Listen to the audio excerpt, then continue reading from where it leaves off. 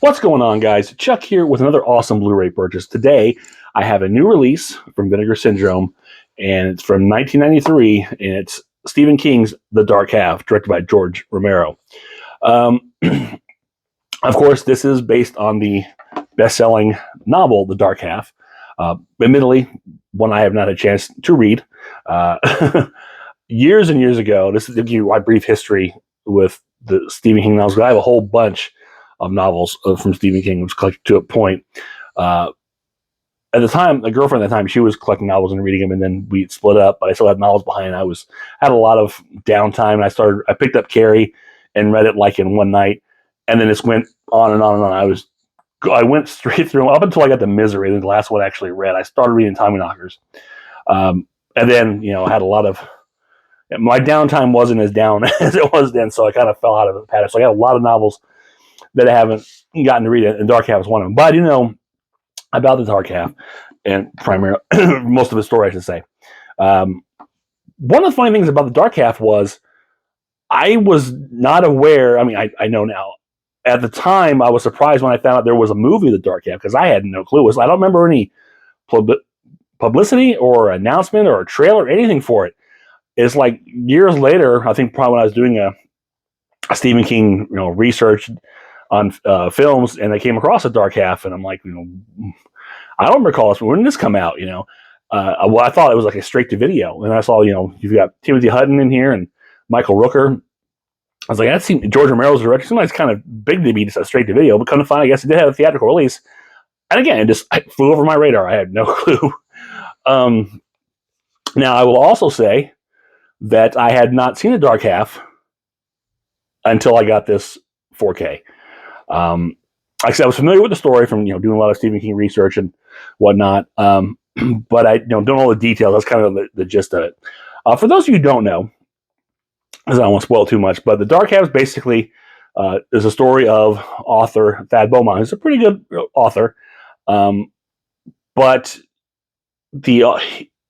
he's not quite the big best-selling author. Now, he has created a alter ego, a pen name, pseudonym, if you will, George Stark, which, writes the more, I guess, trashy, crazy, stuff that fans really want to read, and he's really best-selling. But it's kind of his, it's his pseudonym. And apparently, he's at the point he's being blackmailed. Someone's discovered his secret. He's being blackmailed into revealing it. So instead of doing that, he decides, heck, we're going to go public with this, and we're going to, just announce that, I am George Stark, and do a big publicity stunt with People Magazine, to do a photo shoot with a gravestone of George Stark, killing the alter ego with a headstone that says he wasn't a very nice guy. And that's that. Well, not long after, some mysterious murders start happening, and all clues lead to Thad Beaumont. But he just doesn't know what's going on. I mean, and the whole mystery is basically, is the Thad Beaumont killing this, or could it be his Dark Half? And there's more to it than that. I don't want to ruin it.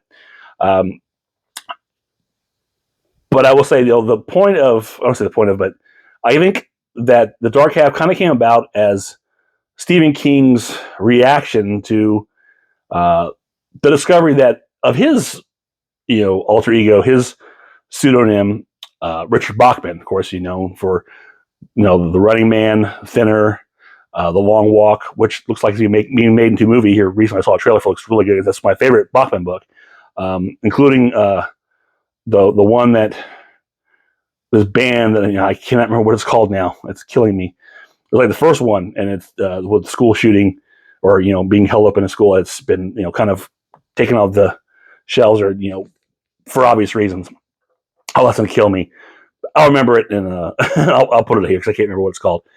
But this is kind of his response to being outed or outing himself, or whatever, is tell a story of an author with an alter ego.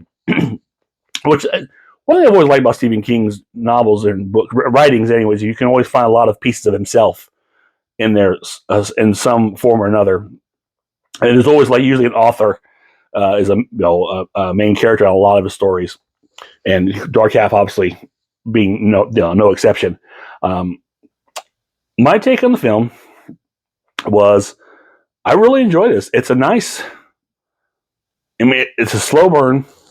It's a nice little, I don't want to say it's kind of a mystery, but not really. I think the mystery is kind of not who the killer is, but why, or how it comes about. That's one of the great things about a Stephen King story, is he's really good about taking, ordinary, everyday life and putting something really strange and weird near it, but it doesn't make it seem out of place. And that's hard. That doesn't make much sense, but it's kind of the case. I mean, this takes place in Castle Rock, which a lot of the stories do. Matter of fact, I think Michael Rooker, that he plays a sheriff in this film, I think his character is played by Ed Harris in Needful Things, which also takes place in Castle Rock, as does Cujo, so many other Stephen King novels and film adaptations. But again, it feels like a good, nice little town, and this weird things happen, but it doesn't seem out of place. And then he's good about that thing. That's what I always liked about his short stories too. Weird things happen, but they're not really explained. They just happen. You accept it, and it works. And that's kind of what's going on with the Dark Half, because certain things I don't feel like are really explained, but do they need to be? I don't know. Maybe they tried at some points. That's kind of, I know this is very vague, but again, I don't want to give anything away if you've never seen the Dark Half or read the novel. As far as the look of the film, the feel of the film, and I don't know, it's weird. To me, it felt like a TV movie. I mean, obviously it's not. There's swearing, there's blood and gore, and it's not a TV movie, but it just has a feel like it could have been a TV film. Now, I don't know if that's the budget or just the way George wanted the cinematography to look. And I'm not saying it's a bad thing. It just, again, it doesn't feel like a theatrical. It feels like it's straight to video or television, which is interesting. But that being said, the 4K itself looks great. I mean, everything that's popped. It's a good looking 4K. And again, I'm compared to this is the first time I ever saw the movie, but I know I really enjoyed it. It looked great, and it was a fun movie. I mean, it's off the beaten track. Stephen King is not your it's not a Christine or a Pet Sematary, one of the higher end. It's kind of, I think it's an underrated gem. I think this is really good, a mid-level Stephen King, if you will. Again, I can't compare it to the novel. I have not read the novel. I'll have to do that sometime, I guess. But I think it's a good little movie, and it's directed well by George Romero. And Timothy Hutton gives a fantastic performance. I really like what he does in this film. And you've got a cute pair of twins in here, and there's a lot to do with duality, and obviously, and which again, the twins, I think really represent that. That's kind of a theme throughout the film, obviously. And then the sparrows, which is funny because when I looked at this novel line, it took me a while to realize that those eyes are like two birds, because you're just mesmerized with the eyes and everything. And then for the longest time, I thought those were like ravens or crows, and until I saw the movie and realized they're supposed to be sparrows. Who knew? But that's an interesting.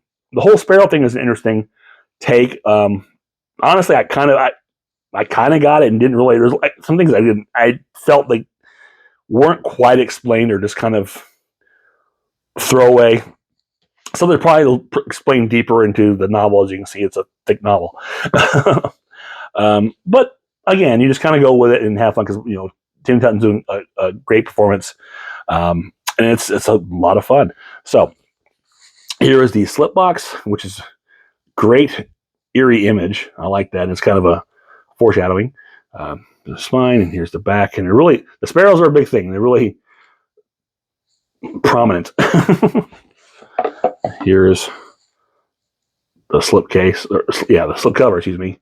And this is kind of parts of the film where Thad is having these kind of almost like automatic writing sessions, where he's just kind of scribbling things when he kind of goes blackouts, and so it's a nice callback to that in here with the Black Beauty pencils. And here's the reverse artwork. The other side is going to be the slip box art.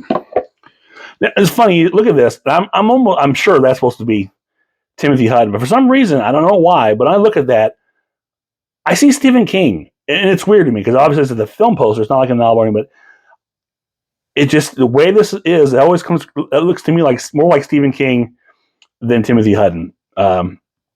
So that's interesting. And inside you've got your Blu-ray, which it's just full spin Blu-ray, and here's your 4K. Your 4K has audio commentaries on it. Your Blu-ray will have all the special features along with the audio commentaries. I have not had a chance to check out the special features. I just was able to watch the film proper. But let's take a look at what special features are on here. See, this contains the 4K contains a 122-minute feature presentation of The Dark Half, presented in Dolby Vision HDR and newly scanned and restored from its 35mm original camera negative with the following sound options: 5.1 surround mix, 2.0 stereo, and a commentary track with writer-director George A. Romero. I listened to it in the 5.1 because, again, I got the speakers. I like to try and show it off. It's a subtle mix. Nothing really stands out that makes you ooh and ah, but it's a good, clean mix. Let's see. The Blu-ray disc contains everything on the UHD disc, plus the following special features: My Roots with Romero, an interview with First Assistant Director Nick Mastandrea. I butchered that completely. I apologize. A Merchant Ivory cameraman in Pittsburgh. An interview with cinematographer Tony Pierce Roberts. Shadows of the Past, Locating the Dark Half. A featurette on the shooting locations of the Dark Half. George Romero in the City of the Living Dead. Excerpts from a 1991 broadcast on WQED Pittsburgh's local PBS station. The Sparrows Are Flying Again, a making-of documentary from 2014 with the writer-director George A. Romero, special makeup effects creators Everett Burrell and John Volek, visual effects supervisor Kevin Kuchever, and actor Robert Joy, editor Pasquale Buba, and more. And an archival making-of featurette from the electronic press kit, archival interviews from the electronic press kit, behind-the-scenes footage, deleted scenes, storyboards, image gallery, TV spots, and the original trailer. And I believe this was released at one point from Screen Factory, so some of these features, I believe, were probably on that and ported over here. But there's a lot of extra stuff on here, and I'm looking forward to diving in. I haven't had a chance to. But, and also included here, of course, forgot, is, your typical booklet. It's back, and I haven't had a chance to go through here. But you got, your typical write-ups, how these booklets usually go. Some great pictures. Kind of giving stuff away. If you've seen it, you'll know. See if we got here's a cute twins. So, yeah. So it's your typical Vinegar Syndrome release, and, these limited edition. But it's a nice one. It's a really good one, and I'm glad I picked it up. I love a good Stephen King film, and this is one I hadn't seen, and glad to see it get this kind of restoration and presentation. So, I'm glad I picked it up. I really enjoyed it. So it's nice to get in touch with The Dark Half, if you will. And I'm going to have to go around and try and read this when I get a chance. So that is it for this one. If you enjoyed it, just click thumbs up, share, subscribe, leave me a comment below. Let me know if you've picked up The Dark Half, if you've seen The Dark Half, if you've read the novel. If you've done both, let me know what the comparisons are, if there's any difference. I really like to know. Or just say hi. I'll always take hi. So until next time, this is Chuck saying I will see you on the other side.